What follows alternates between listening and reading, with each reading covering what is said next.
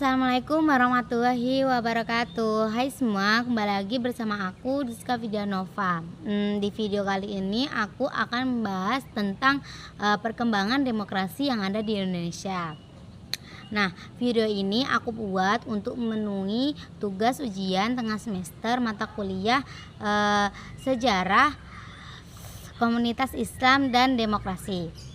Sebelum ke pembahasan demokrasi yang ada di Indonesia, aku akan menjelaskan apa sih itu negara hukum.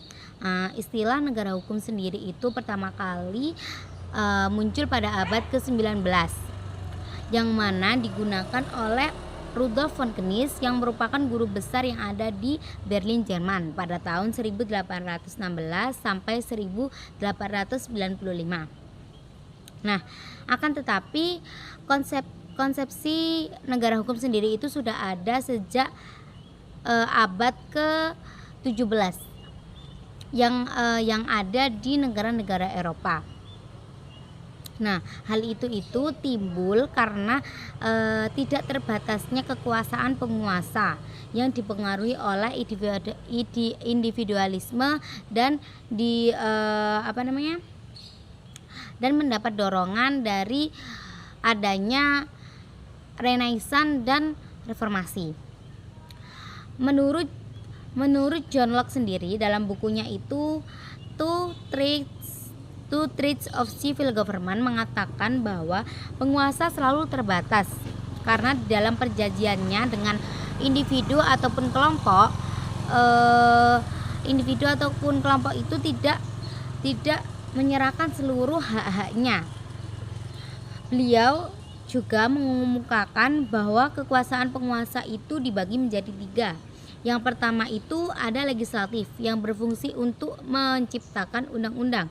Yang kedua ada eksekutif yang bertugas untuk mengadili, dan yang ketiga ada federatif. Nah, selanjutnya ke pembahasan bagaimana perkembangan demokrasi yang ada di Indonesia.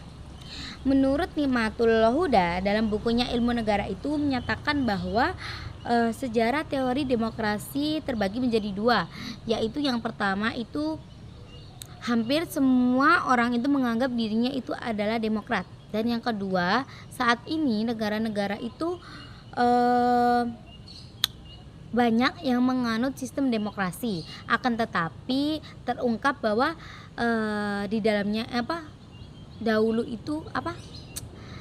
terungkap bahwa di dalamnya itu terdapat kerapuhan dalam tatanan demokrasi sendiri. Nah, di Indonesia sendiri itu perkembangan demokrasi itu dibagi menjadi 2 tahap, yaitu demokrasi pra-kemerdekaan dan demokrasi pasca kemerdekaan. Nah, perkembangan demokrasi yang ada di Indonesia pasca kemerdekaan itu mengalami pasang surut. Nah, masalah pokok yang selalu dihadapi itu adalah bagaimana demokrasi itu dapat masuk atau terwujud dalam berbagai sisi kehidupan berbangsa dan bernegara. Contohnya itu seperti pada bidang ekonomi, politik, sosial, budaya. Nah, tatanan kehidupan demokrasi secara empiris itu berkaitan dengan persoalan pemerintah dan rakyat. Nah, untuk pembagian demokrasi yang ada di Indonesia itu terdapat 4 periode. Yang pertama itu periode parlementer, yang kedua periode terpimpin, yang ketiga periode Pancasila, dan yang keempat itu ada periode reformasi. Karena fragmentasi partai-partai politik, setiap kabinet berdasarkan kondisi yang bergeser pada 1 atau 2 partai besar dan beberapa partai kecil. Koalisi ternyata tidak berjalan dengan baik, dan partai-partai koalisi tidak segan-segan untuk menarik dukungannya sewaktu-waktu, sehingga kabinet seringkali jatuh karena keretakan dalam koalisi sendiri. Umumnya kabinet itu dalam masa pra pemilihan umum yang diadakan pada tahun 1955 tidak dapat bertahan lama dari rata-rata 8 bulan. Hal ini menghambat perkembangan ekonomi, politik, dan politik. Oleh karena itu, pemerintah tidak memperoleh kesempatan melakukan programnya. Namun, pada periode ini, kedudukan parlemen sangat kuat dan pada gilirannya menguat pula kedudukan politik partai politik. Karena itu, segala hal yang terkait dengan kebijakan negara tidak lepas dari sikap kritis para anggota parlemen untuk mendebatkan baik melalui forum parlemen maupun secara sendiri-sendiri. Selanjutnya, periode demokrasi terpimpin, yang mana periode demokrasi terpimpin ini itu muncul pada tahun 1959 sampai 1965. Ciri sistem politik pada periode ini itu adalah dominasi peran presiden dan terbatasnya peranan partai politik. Perkembangan pengaruh komunis dan meluasnya peranan ABRI sebagai unsur sosial politik.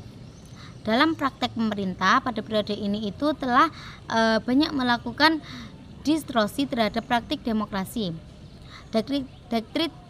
Dekrit Presiden 5 Juli dapat dipandang sebagai suatu usaha untuk mencari jalan keluar dari kemacetan politik yang terjadi dalam sidang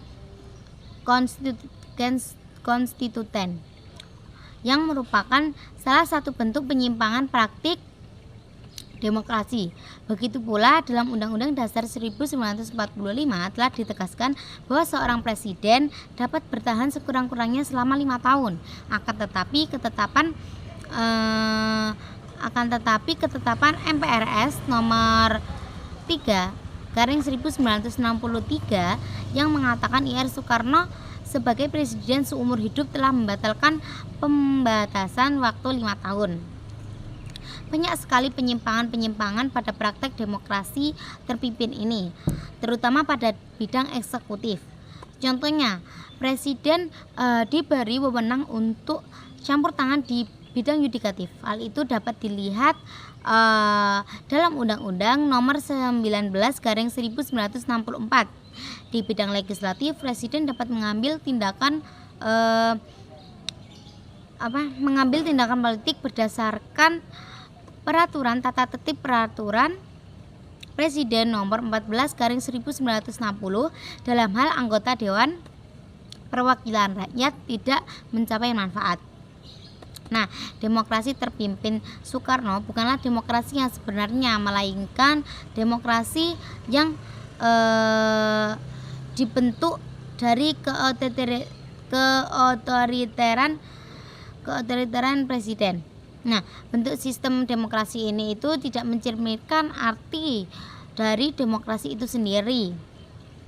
Dan pada akhirnya demokrasi terpimpin ini itu yang dibentuk oleh Soekarno ini berakhir dengan lahirnya gerakan 30 September PKI yang biasa dikenal oleh kalangan masyarakat itu G30 SPKI. Nah, yang ketiga itu ada periode demokrasi Pancasila. Periode ini itu muncul pada tahun 1965 sampai 1998. Periode ini itu muncul setelah kegagalan G30 SPKI. Lalu landasan formal periode ini itu adalah Pancasila, Undang-Undang Dasar 1945 serta ketetapan MPRS. Semangat yang mendasari lahirnya periode ini adalah ingin mengambil